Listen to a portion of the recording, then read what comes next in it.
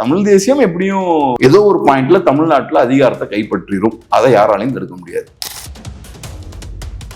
கண்டிப்பா தமிழ்நாட்டுல தமிழ் தேசியத்துக்கு பெரிய எதிர்காலம் இருக்கு. ஏதோ ஒரு பாயிண்ட்ல கண்டிப்பா தமிழ் தேசியம் ஜெயிச்சுதான் தீரும். சோ தமிழ் தேசியத்துக்கான தேவை இருக்கிறதால 2016 இருந்து இவ்வளவு வேகமா குரோ ஆயிருக்கு. இதுக்கு முன்னாடி அப்படி இல்லையே. இன்னைக்கு 8% ஓட்டு வாங்குறாங்க. தமிழ் தேசியத்தை சாதாரணமா எடுத்துக்க முடியாதுன்ற இடத்துக்கு வராங்கன்னா தமிழ்நாட்டுக்கு தமிழ் மக்களுக்கு அந்த சித்தாந்தத்தோட தேவை இருக்குன்னு தானே அர்த்தம். நிஜமாவே உங்களுக்கு மக்கள் பத்தின அக்கறை இருக்குன்னா வெளில வந்திருக்கணும்ல. நீங்க 30 வருஷமா வெளியவே வரல, உங்க படத்தை மட்டும் தான் பார்த்துட்டு இருக்கீங்க. மக்கள் பிரச்சனைகளுக்காக குரல் கொடுத்தது கிடையாது, மக்கள் போராட்டங்களுக்கு வந்தது கிடையாது. உங்க படத்திலயுமே நீங்க பெருசா சமூக பொறுப்போட தான் நடந்துகிட்டது கிடையாது. பூமியில் இருப்பது 4 பங்கு தண்ணிதாவா, தண்ணிடா, தண்ணி அடிப்பதில் தப்பு ஒண்ணு இல்லடான்லாம் பாடினவர் தான் அவர். அப்புறம் 8 கூட 1 சேரு, அப்புறம் 10ல இருந்து 1 மைனஸ் பண்ணுலாம் பாடிட்டு அதெல்லாம் என்ன சமூக பொறுப்பு இருக்கு? சோ தமிழ் தேசியத்தோட தேவை கண்டிப்பா இருக்கு. தமிழ் தேசியத்தை பேசக்கூடிய கட்சின்னு பார்த்தோம்னா களத்துல இப்ப நாம் தமிழர் கட்சி மட்டும்தான் இருக்காங்க. சோ அதனால கண்டிப்பா வளர்வதற்கான வாய்ப்பு டெஃபினட்டா இருக்கு. இப்ப செய்ய வேண்டிய விஷயங்களை கரெக்டா செஞ்சு தமிழ் தேசிய சித்தாந்தத்தின்படி செயல்படுறாங்கன்னா கண்டிப்பா என்டிகேவுக்கு பெரிய growth இருக்கு. இது வரைக்கும் பார்த்தோம்னா அவங்க கூட்டணி எதுவும் வைக்கல. எலெக்ஷன் டைம்ல கூட்டணி வைக்காம இருக்கிறது தான் பெரிய கஷ்டமான ஒரு விஷயம். ஏன்னா பெரிய பெரிய கட்சிகள் நிறைய அழுத்தம் போடுவாங்க. அதெல்லாம் தாண்டி ஓரளவுக்கு சித்தாந்தத்தை நாங்க காம்ப்ரமைஸ் பண்ண மாட்டோம், கரெக்டா தமிழ் தேசியத்தின் வழிதான் நாங்க நிற்போம் அப்படின்ற ஒரு பிரின்சிபிள்டான ஒரு ஸ்டாண்ட் எடுத்திருக்காங்க. அரசியல் பேரவை நேயர்களுக்கு அன்பு வணக்கம். இன்னைக்கு நம்மளோட சிறப்பு நேர்காணலுக்கு வந்திருக்காங்க பிரபல ஊடகவியலாளர் திரு கேப்ரியல் சார். வணக்கம் சார். வணக்கம் சார். தமிழ்நாட்டை பொறுத்த வரைக்கும் நாம் தமிழர் கட்சிக்கு வந்து எந்த அளவுக்கு ஆதரவு இருக்குன்னு நினைக்கிறீங்க? ஒரு நல்ல ஒரு வளர்ச்சி இருக்கும்னு நினைக்கிறீங்களா மக்களிடையே? கண்டிப்பா இப்போ ஒரு தமிழ் தேசிய கட்சியை பொறுத்தளவுல கண்டிப்பா தமிழ்நாட்டு மக்கள் எல்லாருக்குமே ஒரு தமிழ் தேசிய கட்சியோட தேவை இருக்கு. அதனாலதான் 2016 இருந்து நாம் தமிழர் கட்சி ஒரு மாதிரி க்ரோ ஆயிட்டு இருக்காங்க. ஃபர்ஸ்ட் 1% ஓட்ல ஆரம்பிச்சாங்க, இப்ப 8% ஓட்டா ஓட் ஷேர் இன்க்ரீஸ் ஆயிருக்கு. சோ தமிழ் தேசியத்தோட தேவை கண்டிப்பா இருக்கு. தமிழ் தேசியத்தை பேசக்கூடிய கட்சின்னு பார்த்தோம்னா களத்துல இப்ப நாம் தமிழர் கட்சி மட்டும்தான் இருக்காங்க. சோ அதனால கண்டிப்பா வளர்வதற்கான வாய்ப்பு டெஃபினட்டா இருக்கு. இப்ப செய்ய வேண்டிய விஷயங்களை கரெக்டா செஞ்சு தமிழ் தேசிய சித்தாந்தத்தின்படி செயல்படுறாங்கன்னா கண்டிப்பா என்டிகேவுக்கு பெரிய growth இருக்கும். இது வரைக்கும் பார்த்தோம்னா அவங்க கூட்டணி எதுவும் வைக்கல. எலெக்ஷன் டைம்ல கூட்டணி வைக்காம இருக்கிறது தான் பெரிய கஷ்டமான ஒரு விஷயம். ஏன்னா பெரிய பெரிய கட்சிகள் நிறைய அழுத்தம் போடுவாங்க. எங்க அலையன்ஸுக்கு வாங்க, அந்த பக்கம் போங்க, இந்த பக்கம் போங்க, நிறைய அழுத்தம் போடுவாங்க. அதெல்லாம் தாண்டி ஓரளவுக்கு சித்தாந்தத்தை நாங்க காம்ப்ரமைஸ் பண்ண மாட்டோம், நாங்க கரெக்டா தமிழ் தேசியத்தின் வழிதான் நாங்க நிற்போம் அப்படின்ற ஒரு ஒரு ஒரு பிரின்சிபிள்டான ஒரு ஸ்டாண்ட் எடுத்திருக்காங்க. ஸோ அதுவே பெரிய ஒரு விஷயம்தான். கண்டிப்பா தமிழ்நாட்டுல தமிழ் தேசியத்துக்கு பெரிய எதிர்காலம் இருக்கு. ஏதோ ஒரு பாயிண்ட்ல கண்டிப்பா தமிழ் தேசியம் ஜெயிச்சுதான் தீரும். ஸோ தமிழ் தேசியத்துக்கான தேவை இருக்கிறதால 2016 இருந்து இவ்வளவு வேகமா குரோ ஆயிருக்கு. இதுக்கு முன்னாடி அப்படி இல்லையே. விடுதலை கிடைச்சதுக்கு அப்புறம், இந்தியாவுக்கு ஃப்ரீடம் கிடைச்சதுக்கு அப்புறம் நிறைய முயற்சிகள் பண்றாங்க. திராவிட கட்சிகள் அதிகாரத்துக்கு வந்ததுக்கு அப்புறமும் தமிழ் தேசிய கட்சிகளை கட்டமைக்கிறதுக்காக நிறைய முயற்சிகள் நடக்குது. அந்த முயற்சிகள்லாம் பெருசா எடுபடல. பெரிய ஆளுமைகள் அந்த முயற்சியை கையில எடுத்தாலும் பெருசா ஒரு ஒரு தமிழ் தேசிய அரசியலை தமிழ்நாட்டுல கட்ட முடியல. குறிப்பா எலெக்ஷன் வரும்போது எலக்டோரல் பாலிடிக்ஸ்ல தமிழ் தேசியத்தால பெரிய தாக்கத்தை ஏற்படுத்த முடியல. நான் குறிப்பா இப்ப 2016 இருந்து இந்த மாற்றம் வருது. இன்னைக்கு 8% ஓட்டு வாங்குறாங்க. தமிழ் தேசியத்தை சாதாரணமா எடுத்துக்க முடியாதுன்ற இடத்துக்கு வராங்கன்னா தமிழ்நாட்டுக்கு தமிழ் மக்களுக்கு அந்த சித்தாந்தத்தோட தேவை இருக்குன்னு தானே அர்த்தம். சோ அந்த வகையில தமிழ் தேசியம் எப்படியும் ஏதோ ஒரு பாயிண்ட்ல தமிழ்நாட்டுல அதிகாரத்தை கைப்பற்றிடும். அதை யாராலையும் தடுக்க முடியாது. சார், இப்ப இருக்க ஜென்சி கிட்ஸ் இளைஞர்கள் மத்தியில இந்த தமிழ் தேசியத்தை பத்தி இப்போ சீமான் ஐயா தொடர்ந்து பேசிட்டே இருக்காங்க. இவருக்கு ஆதரவு அதிகமா இருக்கான்றதை நான் அப்போதே கேட்டேன். இவருக்கு ஆதரவு இருக்கா? அப்படி இல்லைன்னா தமிழக வெற்றி கழகம் ஒரு நடிகரோட பிம்பத்தோட வந்திருக்க விஜய் மேல தாக்கம் அதிகமா இருக்கா இப்பத்தே இருக்க இளைஞர்களுக்கு? விஜய்க்கு மேல கண்டிப்பா ஒரு அட்ராக்ஷன் இருக்கும். அவர் ஒரு சினிமாக்காரர், ஃபர்ஸ்ட் டைமா எலெக்ஷனுக்கு வர்றாருன்னா ஒரு அட்ராக்ஷன் இருக்கும். நிறைய யங்ஸ்டர்ஸ் ஓட் போடுவாங்க. ஆனா விஜய்க்கு ஒருத்தர் ஓட்டு போடுறாருன்னா அறியாமையில அவர் ஓட் போடுறாருன்னா நான் பாக்குறேன். ஏன்னா விஜய் ஒரு ஸ்டார் அப்படின்றத தாண்டி மக்களுக்காக எதுவுமே செஞ்சது கிடையாது. மக்களோட பிரச்சனைகளை எத்தனை எடுத்து பேசியிருக்காரு. 30 வருஷமா அவரு சினிமால இருக்காரு. ஸோ ஏறக்குறைய 20 இயர்ஸ்க்கு அப்புறம் ஒரு மனிதருக்கு 20 வயசு தாண்டி ஆச்சுனாலே ஓரளவுக்கு சொசைட்டி பத்தின புரிதல்லாம் இருக்கும். நிஜமாவே உங்களுக்கு மக்கள் பத்தின அக்கறை இருக்குன்னா வெளில வந்திருக்கணும்ல. நீங்க 30 வருஷமா வெளியவே வரல, உங்க படத்தை மட்டும் தான் பார்த்துட்டு இருக்கீங்க. மக்கள் பிரச்சனைகளுக்காக குரல் கொடுத்தது கிடையாது, மக்கள் போராட்டங்களுக்கு வந்தது கிடையாது. உங்களுக்கு பெருசா சமூக பொறுப்பெல்லாம் இருந்தது கிடையாது. உங்க படத்துலயுமே நீங்க பெருசா சமூக பொறுப்போட தான் நடந்துகிட்டது கிடையாது. பூமியில் இருப்பது 4 பங்கு தண்ணிடா, தண்ணி அடிப்பதில் தப்பு ஒண்ணு இல்லடான்லாம் பாடினவர் தான் அவரு. அப்புறம் 8 8 8 8 கூட 1 சேரு, அப்புறம் 10ல இருந்து 1 மைனஸ் பண்ணுலாம் பாடிட்டு அதெல்லாம் என்ன சமூக பொறுப்பு இருக்கு? ஸோ அதனால பெரிய ஒரு சோசியல் ரெஸ்பான்சிபிலிட்டியோட செயல்பட்ட நடிகரும் கிடையாது, மக்கள் பிரச்சனைக்காகவும் நிக்கல. இப்ப இந்த எலெக்ஷன்ல திடீர்னு அரசியலுக்கு வந்திருக்காரு. திடீர்னு ஒருத்தர் புதுசா அரசியலுக்கு வராருன்னா அவருக்கு எப்பவுமே ஒரு அட்ராக்ஷன் இருக்கும். மக்கள் ஒரு அரசியலுக்கு ஒரு நடிகர் வந்திருக்காரு பாப்பமேன்னு பார்ப்பாங்க, ஓட்டும் கூட போடலாம். ஏன்னா நடிகர்களை நம்பவும் செய்யறாங்க நம்ம மக்கள். நடிகர்கள் வெறும் நடிகர்கள் தான், அது ஒரு ப்ரொஃபஷன் தான். ஒருத்தர் சினிமாவில் நல்லவரா நடிக்கிறதாலேயே பெரிய அவரு நல்லவரா நல்ல அரசியல்வாதியா இருக்கணும்னு அவசியம் கிடையாது. பட் நமக்கு அந்த புரிதல் இன்னும் இல்லை, நிறைய மக்களுக்கு இல்லை. அதனால கொஞ்சம் பேர் கொஞ்சம் பின்னாடி போவாங்க. ஆனா கமல்ஹாசனுக்கு நடந்ததுதான் விஜய்க்கும் நடக்கும். கமல்ஹாசன் இதே மாதிரிதான் திமுக எதிர்ப்பெல்லாம் பேசிட்டு எங்க போயிருக்காரு, திமுகல போய் தான் உட்கார்ந்துருக்காரு. இப்ப கூட்டணி பேச்சுவார்த்தைகள் நடந்துட்டு இருக்கு, நியூஸ் இப்ப வருது. கூட்டணியில் பொறுத்தளவுல 2 சீட் கொடுப்பாங்களாம், அதான் பேச்சுவார்த்தை போயிட்டு இருக்காங்க. கன்ஃபார்ம் ஆகல, பேச்சுவார்த்தை போயிட்டு இருக்கான். 2 சீட் ஆஃபர் பண்ணிருக்காங்களாம் திமுக. அதுவும் திமுக சின்னத்துல நிக்கணுமா. அப்ப எங்க ஆரம்பிச்ச கமல் இப்ப எங்க வந்து முடிஞ்சு நிக்கிறாரு? நீங்க யாரை எதிர்த்தீங்களோ அவங்க கிட்டயே போயிருக்கீங்க. அவங்க உங்களை எப்படி நடத்துறாங்க? 2 சீட்டு தான் உங்களுக்கு, அதுவும் அவங்க சின்னத்திலேயே போய் நிக்கணுமா. அந்த அளவுக்கு நீங்க மோசமா கீழே தள்ளப்பட்டிருக்கீங்க. இந்த நிலை விஜய்க்கும் வரும். விஜயாலையும் அரசியல நிக்க முடியாது. ஒரு எலெக்ஷன் 2 எலெக்ஷன் தாக்கு பிடிப்பாரு, அப்புறம் சினிமாக்காரங்களோட கிளாமர்லாம் காணாம போயிடும். அதனால அரசியல்ல நீண்ட நாள் நிக்கணும்னா உங்களுக்கு கொள்கை, கோட்பாடு, நல்ல வலுவான ஒரு அரசியல், மக்கள் மேல ஒரு அக்கறை இருக்கணும், செயல்படணும். நீங்க முதல் அரசியல் இருந்தா மட்டும் பத்தாது இல்ல, அரசியல் ரீதியா செயல்படணும். இதெல்லாம் பண்ணாதான் ஒரு அரசியல்ல நீங்க நீண்ட நெடிய காலம் நிக்க முடியும். சோ அந்த இடத்துக்கு வரும்போது விஜயால நிக்க முடியாது, என்டிகேவால அதை பண்ண முடியும். சரி, இப்ப ஆரம்ப காலத்துல கட்சி ஆரம்பிக்கும் போது வந்து பாத்தீங்கன்னா டிவிக்கு வந்துட்டு ரொம்ப பயங்கர வைபா வந்துட்டு களத்துல இருந்தா ரொம்ப ஆக்டிவா இருந்தாங்க. இப்ப இந்த கரூர் துயர் சம்பவம் அதுக்கப்புறம் வந்து பாத்தீங்கன்னா அவருடைய மேடை பேச்சுகள் எல்லாமே வந்து பாத்தீங்கன்னா ரொம்ப இன்ஆக்டிவாவே இருக்கு. ஒரு மாதிரி மந்தமான சூழ்நிலை மாதிரி இருக்கு. இது அவரா தன்னை உருவாக்கிக்கிட்டாரா இல்ல உருவாக்கப்பட்டாரா? விஜய் இன்னைக்கு எதிர்கொள்ளக்கூடிய பிரச்சனைகள் எல்லாமே அவரா உருவாக்கிக்கிட்ட பிரச்சனை தான். அவரும் அவரோட கட்சியும் அவரோட தொண்டர்களும் சேர்ந்து உருவாக்கிக்கிட்ட பிரச்சனைகள் தான். இப்ப விஜய் அவர்களோட அரசியல் கட்சியால தமிழ்நாட்டுக்கு ஒரு பயன் கிடையாது, ஒரு பிரோஜனமும் கிடையாது. வந்து எத்தனை மக்களுக்காக என்ன பண்ணிருக்காங்க? ஒன்றும் கிடையாது. ஆனா இவங்களால மக்களுக்கு ஏற்பட்ட பாதிப்புகள்னு பார்த்தா ஏகப்பட்ட பாதிப்புகள். திருச்சிக்கு போனா அங்க ஏகப்பட்ட பாதிப்பு மக்களுக்கு ஏற்படுத்துறாங்க. ஆம்புலன்ஸ் போக முடியல, ஏர்போர்ட் ப்ராப்பர்ட்டியை சேதப்படுத்துறாங்க, வீடுகள் மேல ஏறுறாங்க, கடைகளுக்கு பிரச்சனை கொடுக்குறாங்க, கரண்ட் கம்பத்துல ஏறுறாங்க. மக்களுக்கு பெரிய தலைவலி இவங்களால. ஆனா இவங்களால மக்களுக்கு என்ன லாபம்னு பார்த்தா ஒண்ணும் கிடையாது. அப்புறம் இந்த டிவிக்கு ஆபீஸ் பக்கத்துலயும் கூட்டம் கூடுறது, அங்க இருக்க மக்களுக்கு எல்லாம் டிஸ்டர்பன்ஸ் பண்றது. அப்புறம் இங்க கரூர்ல 41 பேர் உயிரிழந்திருக்காங்க, ஸ்டாம்பேட் நடக்குது. அதுக்கப்புறமும் பார்த்தா அதுக்கப்புறமும் ஒருத்தர் இறக்குறாரு, அதுக்கப்புறம் ஒருத்தர் ஐசியூல போயிருக்காரு. சோ இவ்வளவு பிரச்சனைகள் பார்த்தோம்னா இந்த கட்சிக்கு வருது. அப்ப பிரச்சனை மற்றவங்க கிட்ட இல்ல, இந்த கட்சி கிட்ட ஏதோ பிரச்சனை இருக்கு. இந்த கட்சியில நிறைய சிக்கல்கள் இருக்கு. இந்த கட்சி ஒரு ப்ராப்பரான ஒரு பார்ட்டியா இல்ல, இந்த கட்சி ஒரு ஃபேன் கிளப்பா செயல்படுது. ஒரு ஃபேன் கிளப்பை வச்சு நீங்க அரசியல் கட்சி நடத்தலாம்னு நினைச்சீங்கன்னா அது பிரச்சனைகள்ல போய் தான் முடியும். ஒரு ஃபேன் கிளப்பை வச்சு நீங்க படத்தை ரிலீஸ் பண்ணலாம், கட் அவுட் வைக்கலாம், பால் அபிஷேகம் பண்ணலாம், அது செய்யலாம். ஆனா ஒரு ஃபேன் கிளப்பை வச்சு நான் அரசியல்ல போட்டிடுவேன், அரசியல்ல ஜெயிக்க பார்ப்பேன், அரசியல் கூட்டம் நடத்துவேன்னா பிரச்சனையில தான் போய் முடியும். அதனால விஜய் இன்னைக்கு பிரச்சனைய ஃபேஸ் பண்றாருன்னா அது விஜயோட தவறுகளால ஏற்பட்டதுதான்.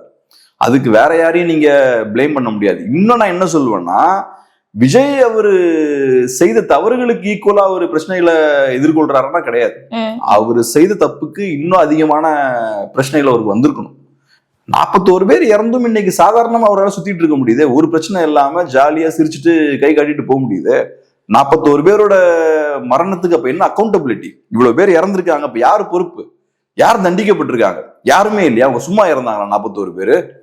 சோ அதனால இவ்வளவு தவறுகள் பண்ணதுக்கு அப்புறம் விஜய் அவர்களால இவ்வளவு தூரத்துக்கு ஈஸியா எந்த பிரச்சனையும் இல்லாம அவரால இயல்பா நடந்துக்க முடியுது, செயல்பட முடியுதுன்னா அப்ப அவரு ரொம்ப சொகுசான வாழ்க்கை தான் வாழ்ந்துட்டு இருக்காரு. அவர் ஒன்றும் பெருசா தண்டிக்கலாம் படல, பெருசா காணர்லாம் பண்ணப்படல. சார், இப்போ இன்றைய காலகட்டத்துல இப்ப இருக்க இளைஞர்களுக்கு வந்துட்டு அரசியல் நாலேஜ் அதிகமா இருக்குன்னு நினைக்கிறீங்களா, இல்லையா சினிமான்ற மாய பிம்பத்துக்குள்ள அவங்க அடங்கி இருக்காங்கன்னு நினைக்கிறீங்களா?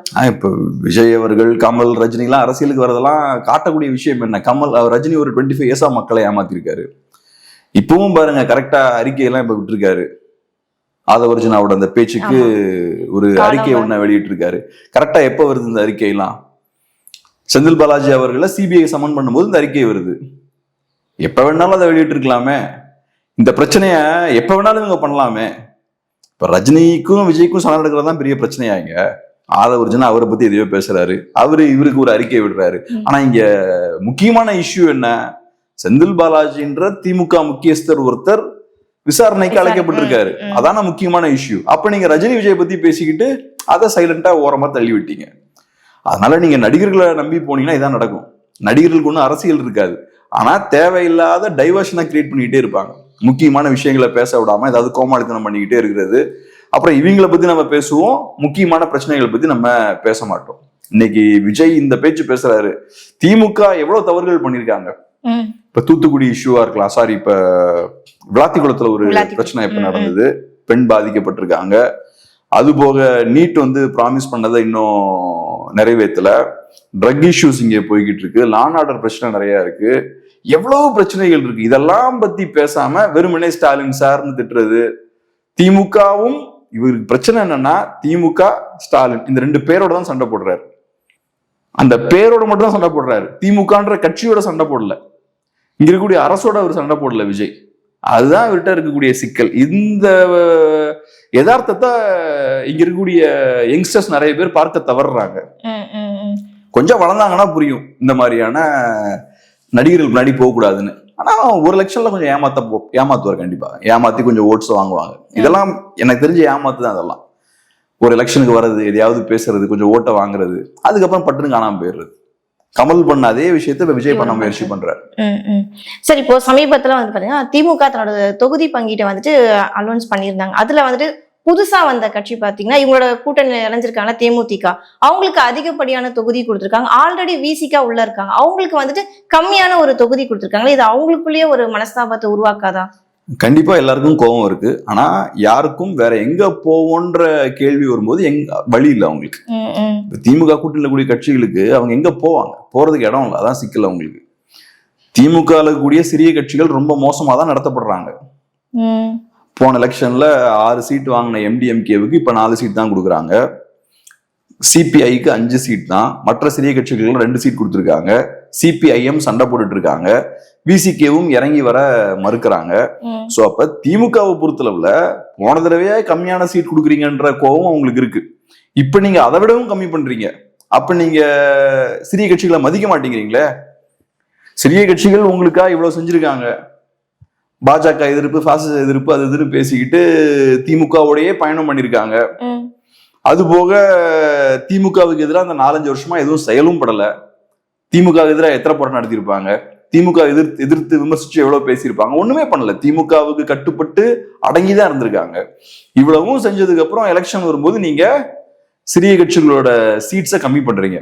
6 சீட்டை 4 ஆக்குறீங்கன்னா 30% நீங்க கம்மி பண்ணிருக்கீங்க. MDMKவுக்கு 33% கம்மி பண்ணிருக்கீங்க. இது பெரிய எண்ணிக்கை இல்ல.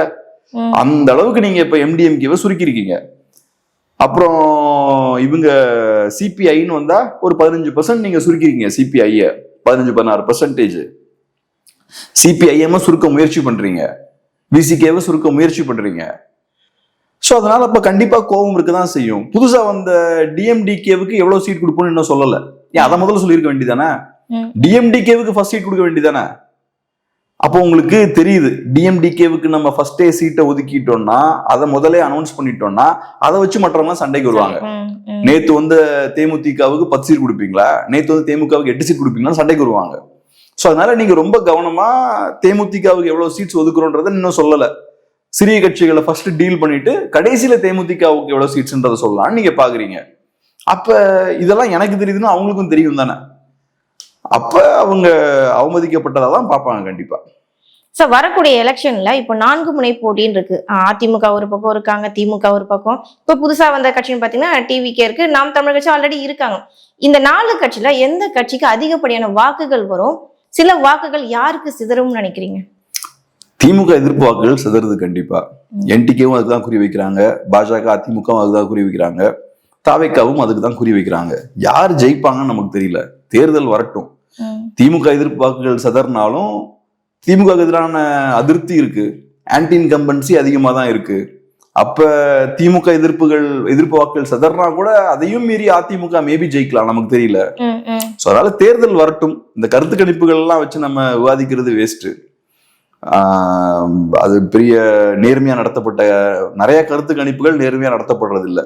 அதனால எலெக்ஷன் வரட்டும், பார்ப்போம். நம்ம பிஜேபி தமிழ்நாட்டுல அதிகப்படியான வாக்குகள் பெறுவதற்கு வாய்ப்பு இருக்கா தெரியல. அதிகப்படியான சீட்ஸ் வாங்குவாங்க இந்த தடவை அதிமுக இருந்து, அப்படிதான் நினைக்கிறேன். ஏன்னா போன தடவை 20 சீட் வாங்கிட்டாங்க, இந்த தடவை 25 அரௌண்ட் 25 வாங்கிடுவாங்கன்னு நினைக்கிறேன்.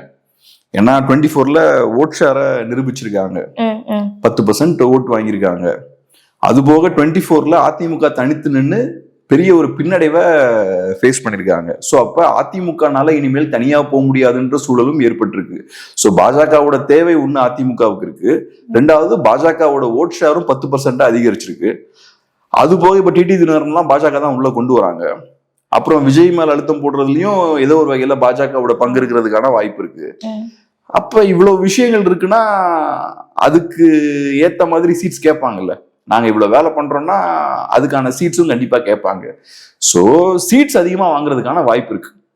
ஆனா ஓட்டு வருமானா அது மக்கள் முடிவு பண்ண வேண்டிய விஷயம். போன எலெக்ஷன்ல பாஜகவோட ஸ்ட்ரைக் ரேட் ரொம்ப கம்மியா இருக்கு. 20 சீட் போட்டிட்டு 4 சீட் ஜெயிச்சாங்கன்னு நினைக்கிறேன், 4 தான் நினைக்கிறேன். அப்ப 5ல் 1 தான் ஜெயிக்கிறீங்க.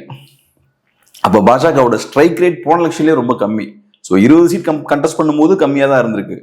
இப்ப அதிகமான சீட்ஸ் கொடுத்தா நிறைய சீட் ஜெயிக்க முடியுமா பாஜகவுக்கு அப்படின்ற கேள்வி இருக்கு. இப்ப நிறைய பேர் சொல்லுவாங்க பாஜகவோட ஓட் ஷேர் இன்க்ரீஸ் ஆயிருக்குல்ல, அப்ப சீட்ஸும் கன்வெர்ட் ஆகும்னு சொல்லுவாங்க. ஓட் ஷேர் இன்க்ரீஸ் ஆனாலே அது சீட்டா கன்வெர்ட் ஆகும்னு சொல்ல முடியாது. சீட்ஸ் கன்வெர்டபிலிட்டின்றது வேற.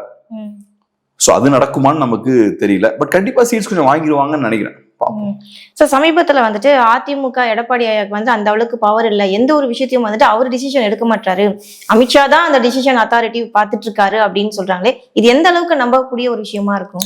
இந்த மாதிரியான விமர்சனங்கள் ஏன் வருதுன்னா, இப்ப திமுக எடுத்துக்கோங்க. இப்ப தேர்தல் கூட்டணி தொகுதி பங்கீடுகள்லாம் பண்ணிட்டு இருக்காங்க. காங்கிரஸோட தொகுதி பங்கீட்டு விஷயங்கள் நடந்தது. அப்ப எப்படி பண்ணாங்க? திமுக ஒரு குழு அமைச்சாங்க, காங்கிரஸ் ஒரு குழு அமைச்சாங்க. அந்த குழு அமைத்து சரியா பேச்சுவார்த்தைகள் நடத்த முடியலன்ற சூழல் ஏற்படும் போது ஸ்டாலின் அவர்கள் கனிமொழியை அங்க அனுப்புறாங்க. அப்புறம் டெல்லியில ராகுலோட அவங்க ஒரு பேச்சுவார்த்தை நடத்துறாங்க. இப்படிதான் அவங்க கூட்டணி நகர்வுகளை முன்னெடுத்தாங்க. இங்க ஒவ்வொரு தடவையும் இபிஎஸ் அங்க போயிட்டு இருக்காரு. ஸோ இபிஎஸ் அவர்களுக்கும் ஸ்டாலின் அவர்களுக்கும் என்ன பெரிய வித்தியாசம் இருக்கு? அவரும் முன்னாள் சிஎம், இப்ப ஸ்டாலின் அவர்கள் இப்ப இருக்கக்கூடிய சிஎம். ஸோ 2 பேருமே ஒரே லெவல்ல இருக்கக்கூடிய லீடர்ஸ் தான். ஆனா ஸ்டாலின் அவர்கள் காங்கிரஸை டீல் பண்ற விதம் வேற மாதிரி இருக்கு, இபிஎஸ் அவர்கள் பாஜகவை டீல் பண்ற விதம் வேற மாதிரி இருக்கு. ஒவ்வொரு தடவையும் இபிஎஸ் அவர்கள் அங்க போய்கிட்டு இருக்காரு, பறந்து போயிட்டு இருக்காரு. அப்ப பார்க்கக்கூடியவங்க என்ன யோசிப்பாங்க?